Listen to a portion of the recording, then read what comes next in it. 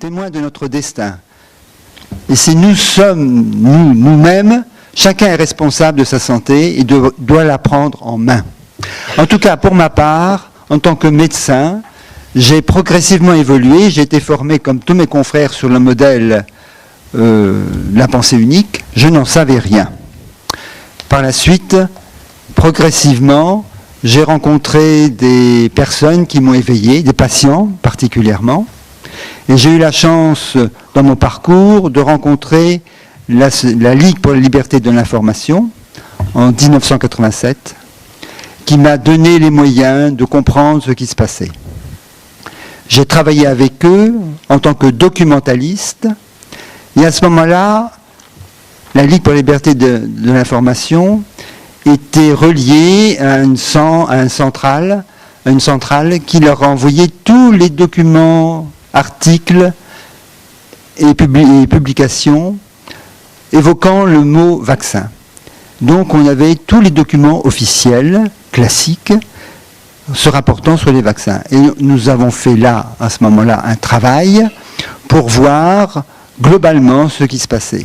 Et là, j'ai eu les preuves qu'il y avait énormément de problèmes autour des vaccins, énormément de publications qui faisaient apparaître les effets secondaires qui n'apparaissaient pas ensuite au niveau de la presse officielle, qui était envoyée aux médecins à travers les laboratoires, parce que vous savez très bien que les laboratoires détiennent complètement toute la presse médicale et scientifique. Nous en avons eu des démonstrations avec mes deux prédécesseurs. Ensuite, j'ai rencontré en 1994, j'ai participé à Alice, Information, Santé, Information, Liberté, Santé, et j'ai travaillé avec eux depuis ce temps-là. J'ai été médecin du travail pendant les 13 dernières années de mon activité, que j'ai terminée en 2011, et là, j'ai pu toucher du doigt la manière dont le système fonctionnait. J'ai été plusieurs fois menacé par le Conseil de l'Ordre. Ça impliquait qu'à l'issue, je risquais d'être sanctionné et d'être dégradé du Conseil de l'Ordre. Par ailleurs, à la fin de mon activité, ils ont essayé d'avoir ma peau quand même, et ils m'ont demandé de passer devant leur assemblée, parce que naturellement, j'avais évoqué très souvent dans mon activité les problèmes posés par les vaccins. Car j'étais horrifié, je vais vous en parler un peu plus tard, de ce que je voyais dans ma pratique en tant que médecin de travail. Et je me suis abstenu d'aller les voir parce que c'est des personnes qui n'ont aucun respect et aucune attention aux autres. Et donc j'ai démissionné. Alors ce que j'ai constaté en tant que médecin du travail, j'ai été catastrophé de la situation de santé des personnes.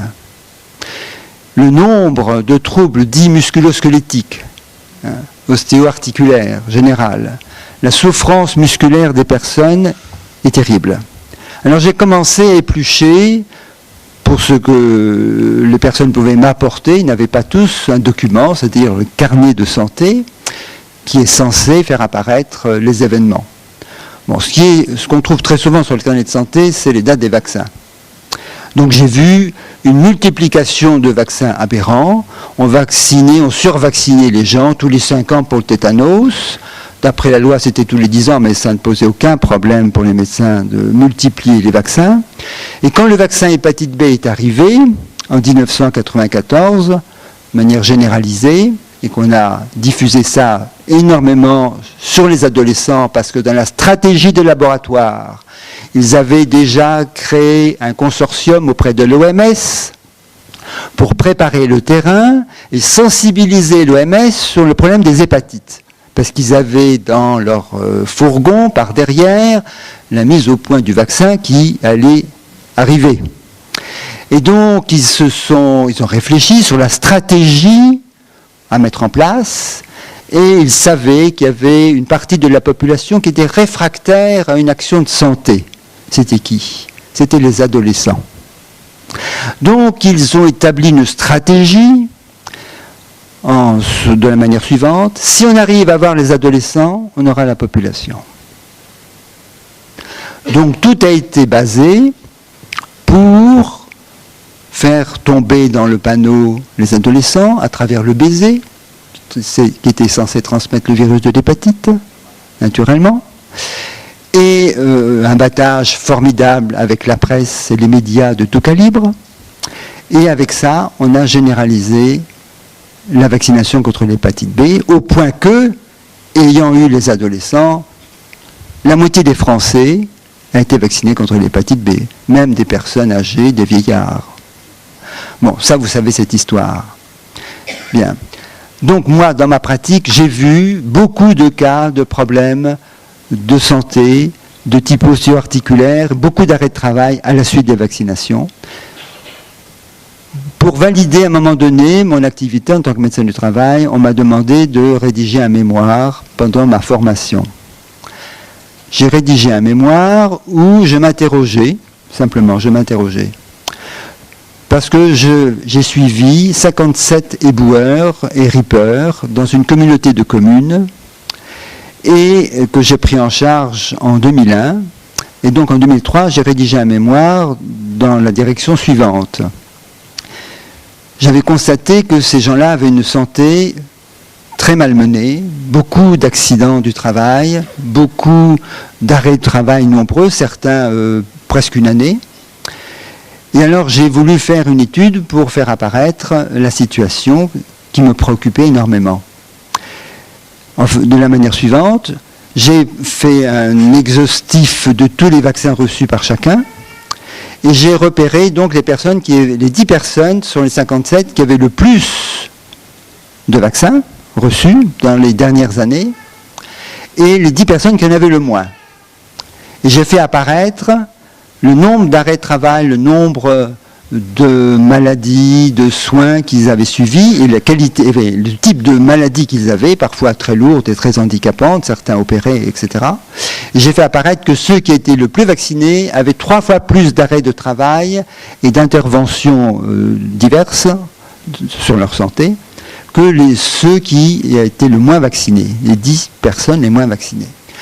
Et quand j'ai présenté mon mémoire, à ce moment-là, mon directeur de thèse, à qui j'avais envoyé tous mes documents préalablement, n'était plus là. On m'a fait passer le dernier. Et à ce moment-là, on m'a injurié presque, en disant que c'était un mémoire déplorable, qui était très mal réalisé, qui n'apportait aucune preuve. Donc on m'a menacé, au fond, de ne pas me donner mon diplôme, j'avais encore 5 années d'activité, et qu'il fallait que je reprenne complètement, autrement, ce travail. Donc c'est pour vous dire que le système est pourri de bout en bout. Ce qu'il faut comprendre à travers le problème de la vaccination, c'est que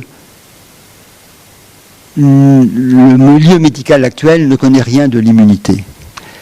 Les vaccins ont été mis en place par Jenner il y a 2 siècles, à l'époque de Hahnemann, ça a commencé. Ça a été repris en main de manière très péremptoire et violente par Pasteur qui a imposé le scénario. Mais ce qu'il faut savoir, c'est que ces gens-là n'avaient aucune notion des problèmes de l'immunité. C'est seulement, véritablement, au moment du sida, donc dans les années 1980, qu'on a commencé à découvrir l'ampleur et la complexité avec les cytokines, avec tous ces molécules complexes et les jeux entre les anticorps, les macrophages, les polynucléaires, etc., qu'on a commencé à ouvrir l'espace de l'immunité, comment ça fonctionnait. Mais encore ça, ce n'est qu'un tout petit bout. Ce qui est apparu ensuite aussi, peu après, à travers le travail sur le stress, c'est que l'immunité, c'est un axe très complexe, avec plusieurs niveaux d'interaction mutuelle. Le travail sur le stress, ça fait apparaître que l'immunité, c'est un axe avec une dimension psychique, neurologique, hormonale et biologique. Bon, on ne peut pas intervenir sur l'immunité sans qu'il y ait des contre-coups sur un des autres.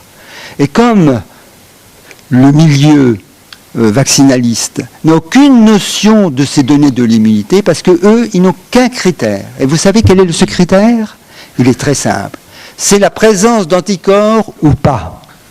S'il n'y a pas d'anticorps, ce n'est pas un bon vaccin, mais s'il y a présence d'anticorps, bien, tout va bien. On ne se préoccupe pas des effets secondaires. Généralement, ils étudient la tolérance du vaccin. Qu'est-ce que veut dire ce mot tolérance? Ce mot tolérance, il veut dire qu'on va regarder ce qui se passe dans les quelques jours qui suivent, lors des essais, ce qui se passe autour du vaccin. Si la santé, s'il y a des accidents, s'il y a des effets. Donc, on va regarder pour des molécules, des protéines qui sont censées avoir une action sur de longueur de temps de plusieurs années, 5 ans, 10 ans, on va regarder pendant 4 jours, au maximum, au mieux, 1 mois. Et le reste, ça part dans le désert, ça disparaît complètement. Est-ce que c'est honnête? Est-ce qu'il y a un sens? Quelle science est là-dedans? Il n'y a rien. Et quand je pense que nous sommes tous formés sur ce modèle, et qu'on nous fait croire que tout est parfait, et que c'est les vaccins qui ont fait disparaître les maladies,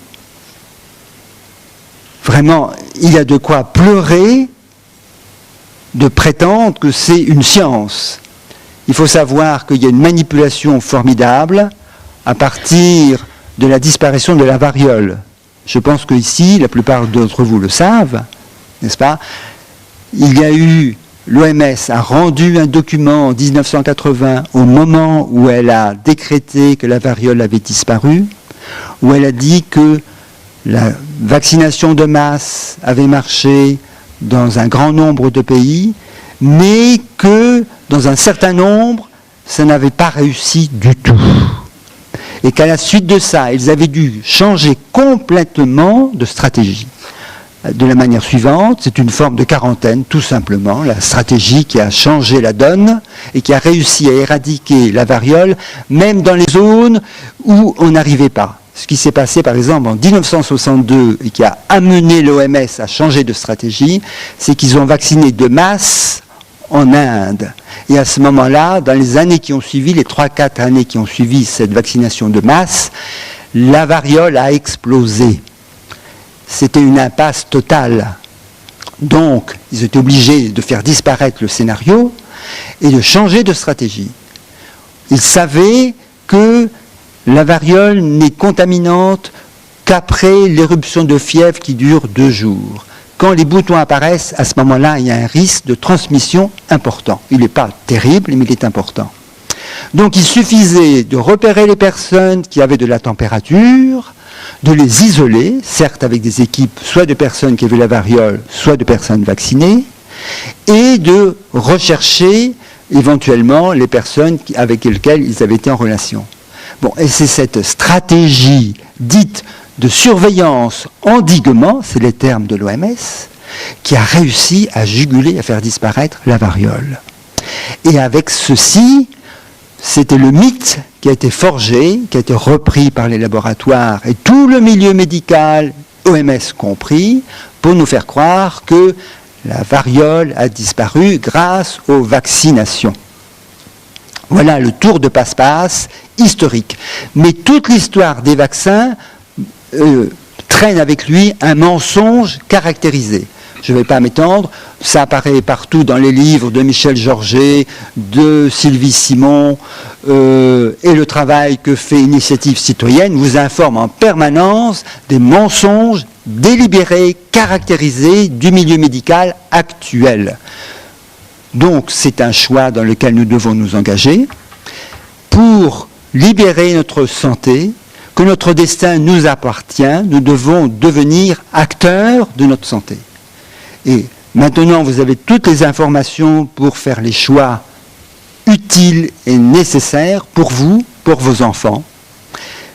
Nous sommes rentrés dans une situation maintenant où c'est la planète entière qui est menacée. Réfléchissez à la chose suivante. Aucune philosophie, aucune religion n'a réussi à, je dirais, avoir l'accord de la totalité des humains. Et cependant, les vaccins, toute l'humanité a été vaccinée. Sans obstacle. Comment est-ce possible? là, il y a vraiment un puits sans fond, n'est-ce pas? De voir, c'est une expérience à la 1000 grammes planétaire. Voilà ce que j'avais à vous dire. Le reste, vous savez, si vous voulez une information, il y a suffisamment de livres et vraiment Internet est formidable. Et merci à Initiative Citoyenne. Mais je voudrais terminer mon échange avec vous, d'abord par les questions que vous allez apporter, mais je voudrais qu'on ait 1 minute de silence pour toutes ces victimes dont nous avons pris conscience ce soir. Je rajouterai que la pire des victimes de tout ce système, ce sont les enfants. Quand on pense que dès les premiers mois de la vie, pendant la première année de vie, le calendrier vaccinal prévoit 18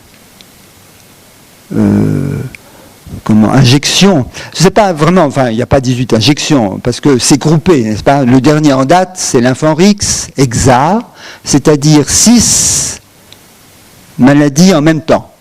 Un délire absolu. Absolu. C'est indéfendable.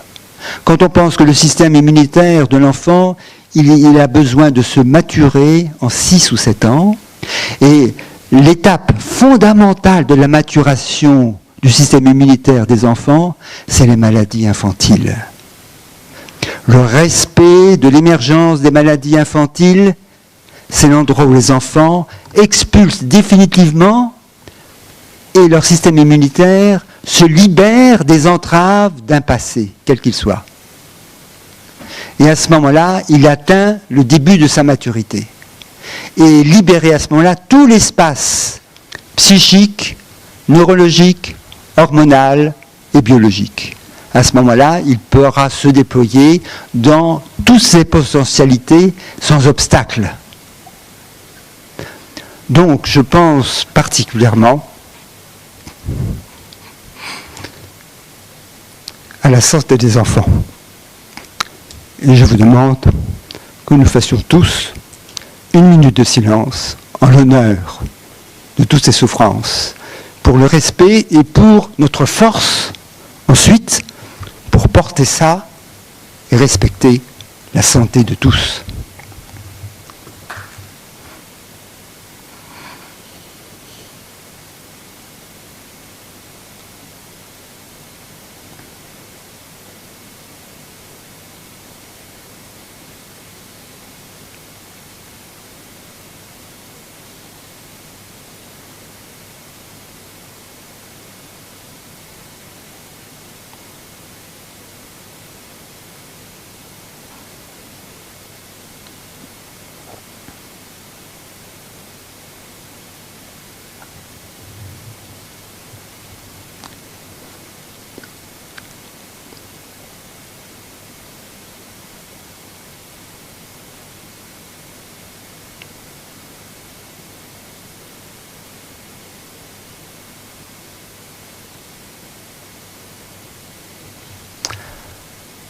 Voilà, je vous remercie.